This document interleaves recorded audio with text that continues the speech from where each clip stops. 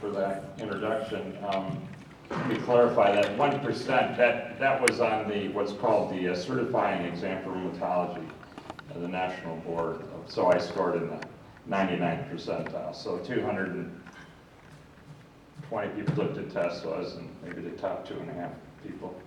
So I brag about that a little bit, and that was a long time ago. So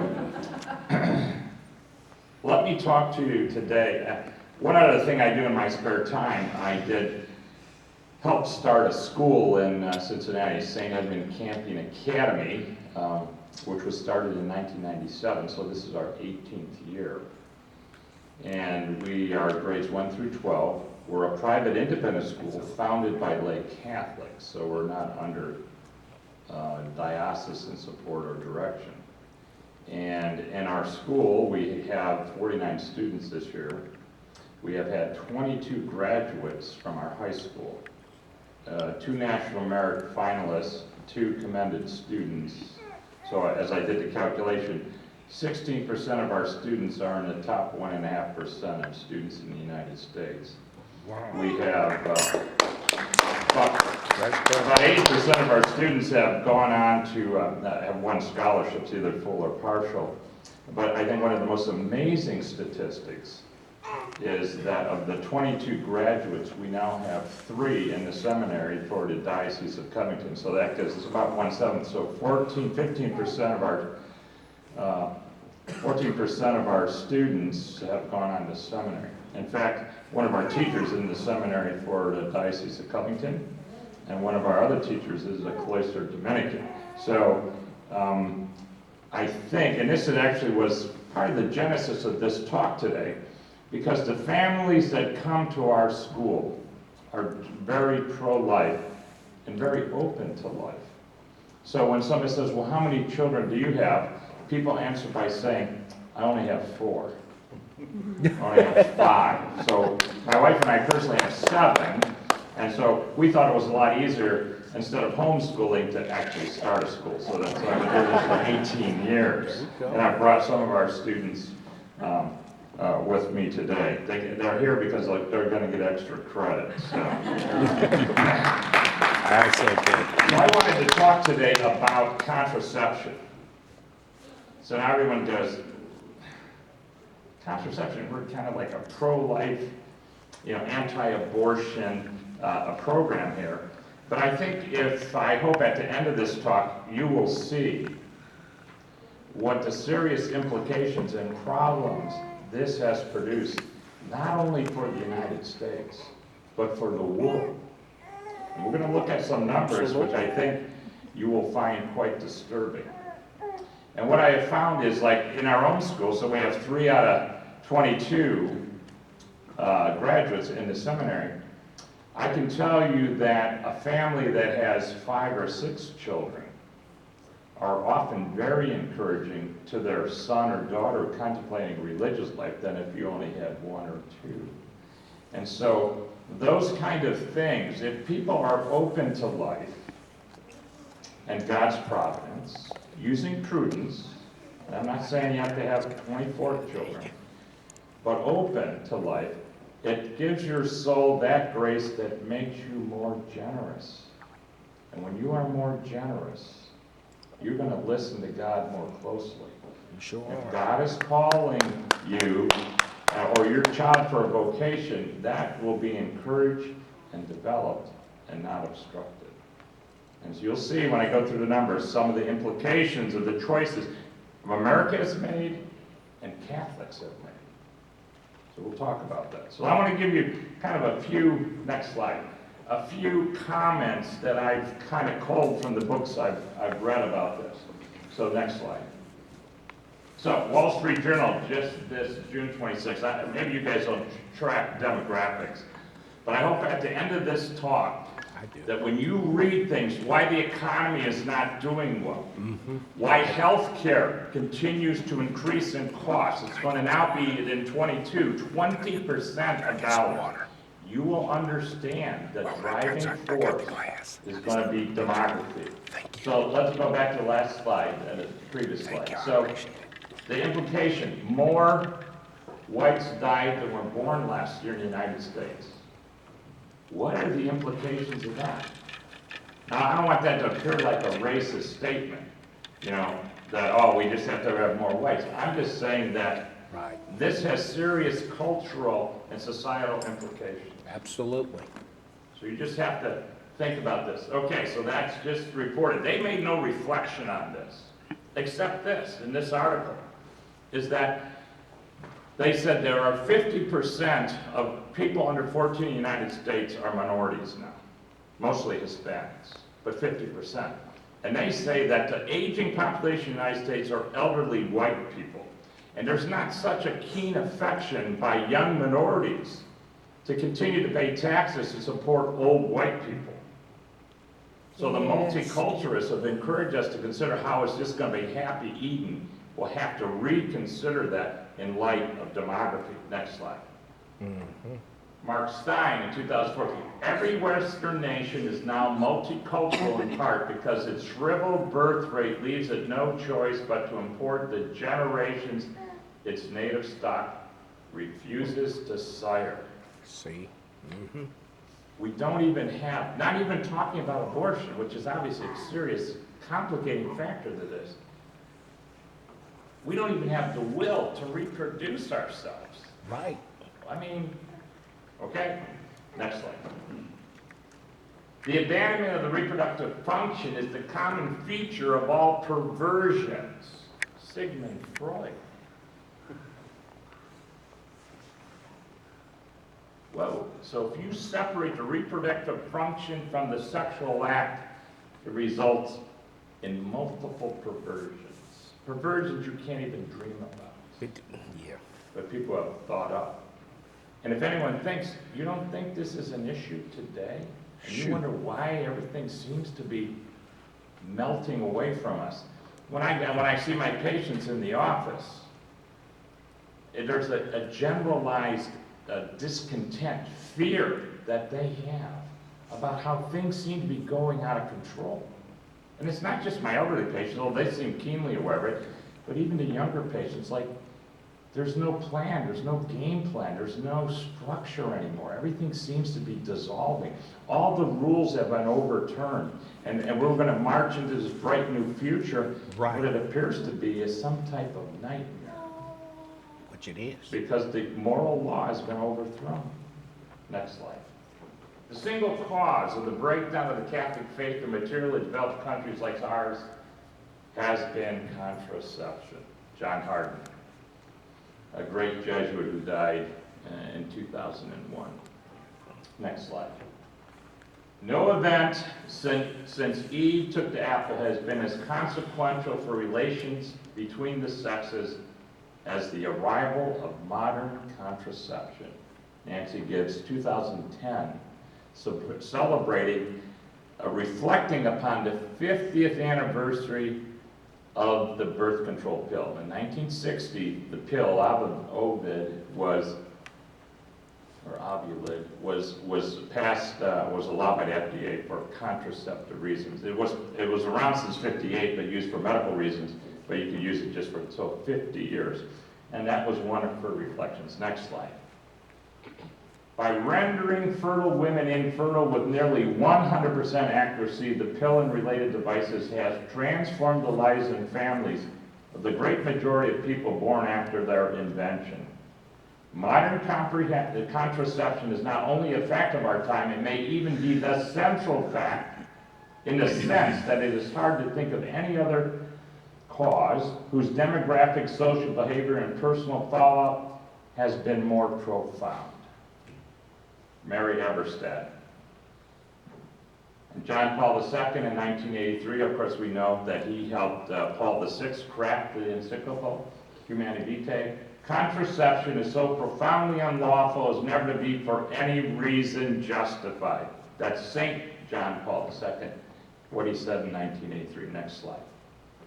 And finally, this was Blessed Mother Teresa at the prayer breakfast in Washington in 1994 when Bill Clinton was president. In destroying the power of giving life through contraception, a husband or wife turns the attention to self and so destroys to get the love Once that living love is destroyed by contraception, abortion follows easily.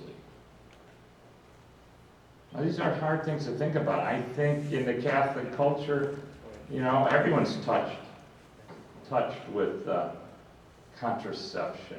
A lot of people just think that's the way to go. It's the prudent thing to do. But now it has unleashed this demon in our society. Next slide. So let's look at some of these implications. So that was just what some leading thinkers have thought about this. You know, I tell everyone, you know, when I grew up, so I was born in 1950. And in 1968, I had just graduated high school, and in July that year is when the encyclical was released. I didn't even know what they were talking about, basically. You know, but I knew that the church was being attacked. And that this disobedience has been so prevalent and so devastating to the Catholic vineyard that it is a devastated vineyard now. And so we're going to look at this, some of these implications, but I think that this whole thing going out of control, the sexual revolution, all that, we can trace back in part, if not in full, to the invention and release of contraception. So demographic implications, we got to go back one slide. So that is, you have to get this golden number here. In order for a country to maintain a steady population, it needs a fertility rate of 2.1. So you have to have that in your head. So that is the number. At 2.1, you are in balance. The same number of people born will equal the number of people who die. So that will give you a steady state population. If it is above that number, you grow. If it is below that number, your population decreases.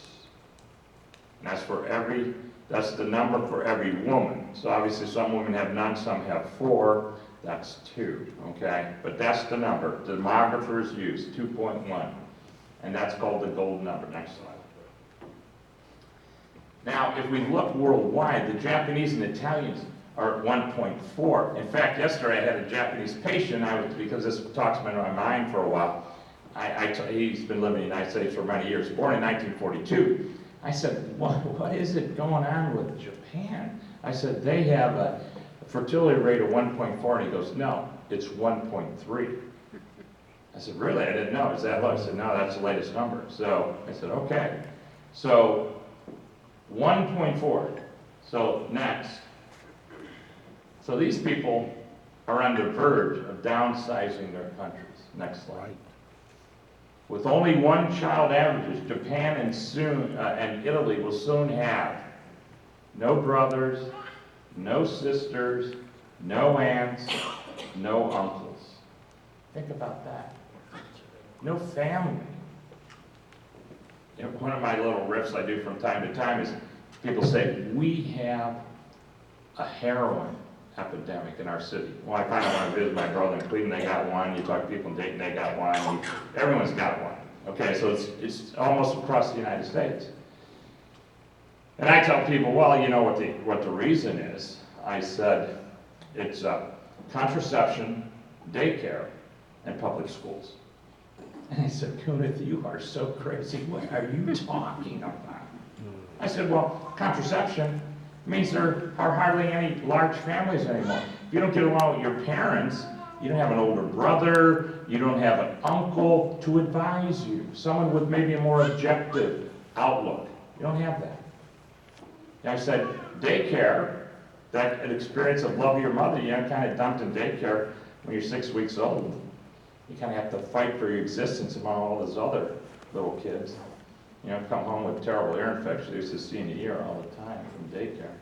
And so you have an attenuated experience of love of mother. And then you go to public school. No one wants to talk about God. Right. So let me get it straight here. So let's see. No family, no sense of mother, no God. Might as well shoot heroin.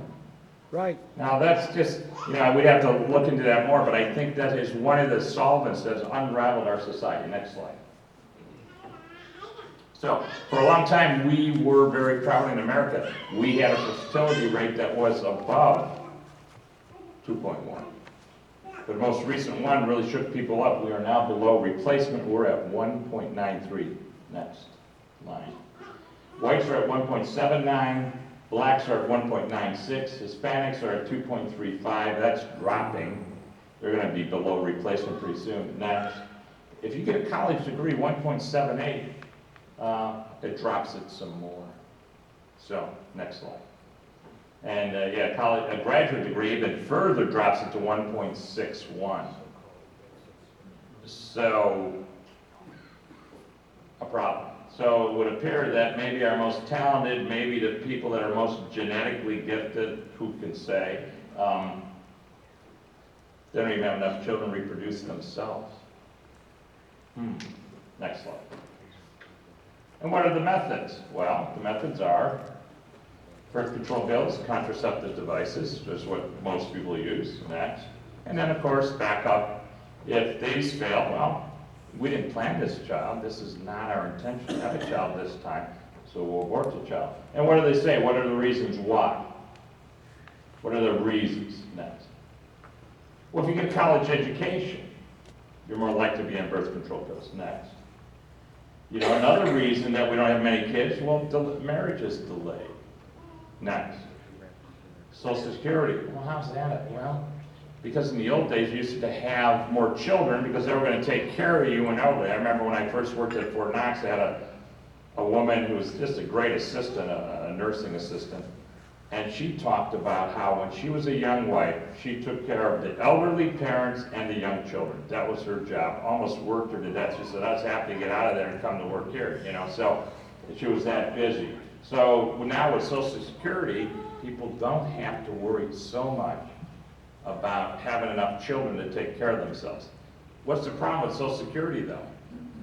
Who is it? Is there a lockbox where all your money's saved in your account? Nah, all that money's been spent. And they even have an IOU that the Treasury has issued, a special IOU, You better believe that it. says that we will pay you back, because all that extra money that came in for Social Security over the years when it was in excess of what they were paying out, well, we actually spent all that money. That's all spent, okay? That's the truth. So the only money you're gonna get are what these young people are going to pay. Right. So I have friends that don't have any children, that there was a conscious choice, or they only had one. You know, I know some struggled and couldn't have more than that or whatever, so you can't, I'm not passing any moral judgment, I'm just reflecting on the demographic facts, is that there won't be enough young people to support the retirees. Absolutely. So that's gonna be a crisis. Okay, so selfish choices, in many cases, 20 years ago, 30 years ago, and ongoing, will result in a collapse of these kind of programs. Next slide. That's right. And then, of course, loss of faith or secularization. So, no belief in God. No, I think one of the greatest problems we have in our society is that no one has a sense of sacrifice. You know, coming up next Sunday on the 14th, we're going to celebrate, you know, the exaltation of the cross. You know, the church celebrates Christ's salvific mission by dying on the cross for us as an example to us that really, in a sense, hardly any good thing comes in the world without self-sacrifice. Whether it's in marriage, or whether it's at the school, or whether it's in your work. If you wait for someone else to volunteer to do it, Forget it. it's probably not going to happen. So we need this sense, we need to restore a sense that, you know, what's in it for me? Forget that. You got to forget that. Not totally, but it has to be subjugated to greater societal purposes, a direction to our ultimate home, which is heaven. Okay, so we do all these things to model our life after Christ. Right. A sense of sacrifice. At any rate, so I don't want to get too much beaten here on the, but I want to stick to the demography, but I want to say that everything holds together. Next slide. And why should we care? I mean, Kunath, come on. We don't really care. It's not going to affect me. Next slide. The heck it don't. Sub-replacement fertility leads to a shrinking population. Next. Throughout recorded human history, declining population has always been followed by very bad things. Next. Disease, war, economic collapse. Right. So everyone says, you know, the economy is not doing that Well, you know, it's not growing at all. I ever say, well, this is such a mystery. I got two answers for that. One, our president, that genius, has his foot on the gas, accelerating. Interest rates almost zero. He got the gas pedal pushed to the floor. And with his other foot, Nonsense. he has the brake pushed to the floor with all the regulation, taxes, Obamacare, everything else. No one's hiring. No one knows what the future is. So it's nothing's moving. That's Well, I have a why. bigger reason, an underlying reason. There aren't enough young people. I'm not going to buy another house. I don't need any more beds. I don't need any more furniture. I don't need any more. My clothing budget's not that big anymore. I'm not spending that much money. Who spends money? Young people forming families who need housing, need furniture. Right. That's what drives the economy. Yes, sir. Everyone says, hey, why has Japan, which was this dynamic economy, going to beat our brains out? When I was growing up, everyone told me in the 70s, oh, Japan ain't going to beat you. Well, guess what? They didn't reproduce. They didn't have a baby boom after World War II, and their economy collapsed in '93. Mm-hmm. And it has never recovered. And everyone said, what's going on? The interest rate's not right. Hey, there are no children. That's the problem. Don't you get it? They don't get it. Right. And so I'll tell you, forget about Japan. And they don't allow any immigration. So they're going to be the best example of what really happens to a society that doesn't have the will to reproduce. That's right. Next. So, fertility rate less than 1.4. This is called the tipping point. Next slide. Next. This is called lowest low. Demographers have never seen societies like this. When they look back in the past, never, ever has anyone seen these rates. They don't even know what will happen. They're just building their numerical models, which are pretty easy to stack, and you can understand them. So if it stays this way, game over. Next slide. It's the mathematical tipping point. 50% of population decline within 45 years. Half gone. Next slide. So we call it a death spiral. That's exactly. Next what it slide. is. So, 1968, I mentioned Paul VI encyclical. In the same year, another encyclical, a secular encyclical came out. It was called Paul Ehrlich, The Population Bomb. I don't know if anyone remembers that. I remember it. And that had a profound effect on people's thinking. He said it's already over. By the 70s, millions and hundreds of millions of people will starve to death. Nothing you can do. There are too many people. That's what he said.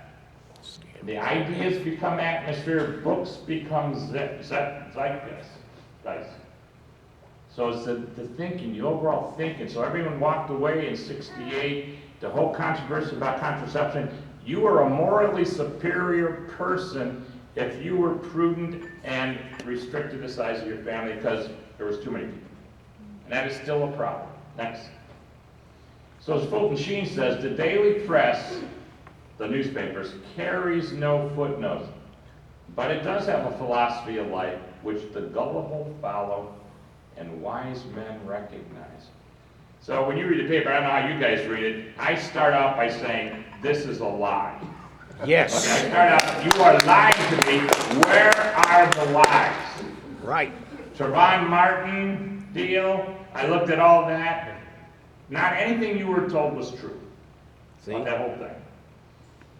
Except that poor boy was killed. That was the truth. Gunned down. Yep. So how it all happened, you did not get that story. Nick, And then right. everyone was surprised that he was acquitted. Well, when you read through everything, and Ferguson same word, but everywhere you go, they are not telling you the truth. Amen. And you have to start looking at it. Now I could go through Wall Street this morning, which I read. I'm going to point out a few implications in the Wall Street that you can understand now through the lens of this talk. Okay, next slide. But Paul Ehrlich actually was wrong. He was like completely wrong. In fact, so he wasn't a demographer. He was an entomologist, okay? So he was not even in his field, which is okay. I'm not in my field either. I'm just, this is general information.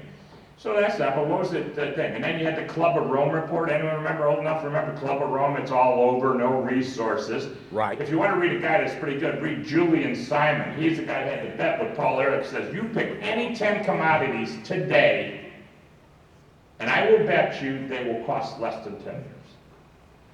But because you say all resources are going to go away, so the price should go up. You pick any 10 basket, and I'll tell you the total price of that will have decreased in 10 years. Paul Ehrlich went for 2 years, and people embarrassed him. He said, okay, I'll take the bet, $100 bet. And he picked his commodities, 10 of them. In fact, I believe all but one went down in price, so the average price would have decreased in 10 years. He was completely and totally wrong about things. Right, see, Okay. but you will be. In 1968 was really the exact moment when the very opposite of his predictions was unfolding. So Singapore, for instance, what I don't have in the slides, in 68 they said way too many people, average total fertility was 6. They said the best way to do, delay women, send them to school, pay for school, get them to go to school. And they did that. God help. And now in Singapore, the fertility rate's like 1.5. Mm-hmm. And now for the last 10 years, they have been working at giving money incentives for women to have children, and nobody buys. There's nobody buying them. So once you get women to think, hey, this is not too bad a life, you know, and one kid, you grow up, or no kids, you know, well, goodbye, Singapore. Okay. That's right. Even today, thanks to Ehrlich, many people still believe that overpopulation is a problem. So, you know, really, so you think, yeah, you know, I mean, gosh, the New York City, man, it's like a traffic jam on the sidewalk, so many people walking. And a lot of friction there.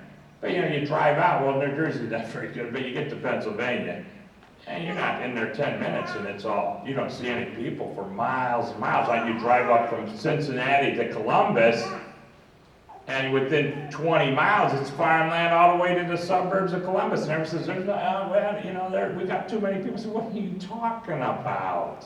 Right. Are you crazy? So anyway, okay, so, but everyone still thinks we're overpopulated. The reality.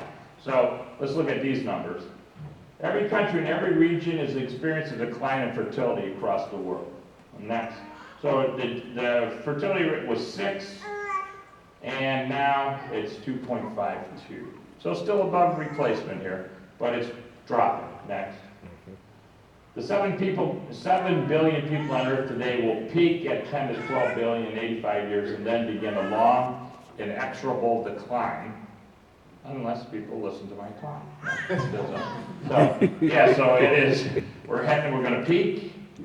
You know, so population doesn't just decrease when you hit 1.9 or 1.4. It still has a little momentum. We call it momentum, population momentum. It hits and then it crashes. Mm-hmm. And it crashes because the number of women of reproductive age is too small to increase the population.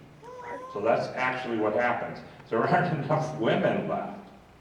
You know, and talking about abortion and this anti-natalist, you know, across the world now, demographers have looked at, there are 100 million missing women in India and China because they do sex-selective abortions. So there's 100 million. So now in China, there's 27 million men unpaired with women. What implications is that? Not very good. Next. National decline. All first world countries are below 2.1. All are below replacement. Wow. Next slide. Poland, 1.32 is our fertility. Today they're 38 million, going to 26 million. Russia, 138, going to 92. Putin realizes this. He's been doing everything he can to encourage women to have more kids. Not getting much traction. Next.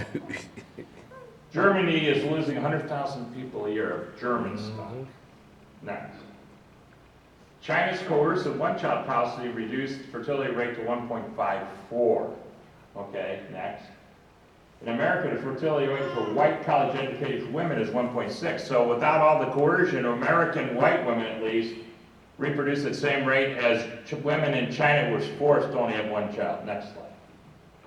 China's one-child policy will result in a slow-rolling demographic catastrophe. Next. In 2050, China will have only 2 workers for each retiree. It's over. Game over. Next. Societal implications, I only got a minute to go. Ideal family size for Gallup poll in the past, in 1936, 64% thought it was it's good to have 3 or more. Next, in 90, 40%, and today, 2014, 33%. So the idea, you know, I talked to so many people. I had a boy, had a girl, a daughter, done, perfect family. So that's the attitude. Even in the height of the Depression, 64% thought greater than 3. Next slide. 20% of women in America in 2011 had no children by the time of their menopause. Next. And so what's the effect of all this? Replacement fertility. Next slide. Population decline, reshape society's age structure. Next.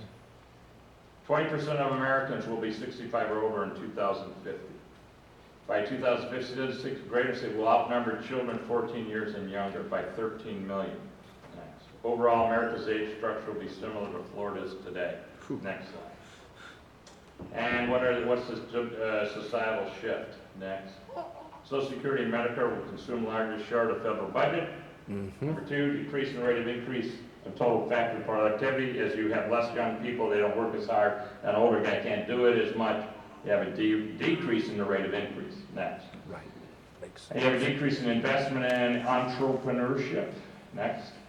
Healthcare increases, everything else decreases. So the cost of healthcare, you can just assume as the population ages, more and more healthcare will be demanded. Next slide. Older society, fewer children, will be difficult to project power in the world. Next. People without progeny will not accept military casualties. 7. A country without progeny has no future. Next slide. Catholics contracept at the same rate in the U.S. as everywhere else. Next. If Catholics had remained faithful as they did before the 60s, then, number 1, Catholics would be a near majority in the United States. Number 2, unlikely Democratic Party would be radically pro-abortion. 3, unlikely Obamacare would have passed. 4, unlikely contraceptive mandate would be legislated. And pretty soon it's going to be mandated, guys, so you just wait. Yeah, amen. You just start with this. It's going to be mandated. Next. If they had remained faithful, I don't think we would have a priest shortage, no religious shortage, no parish closings, no abortion. Because we wouldn't stand for it, we would have voted them all out. So those are the things. One more thing, just go a little bit faster, so we're going to go through this.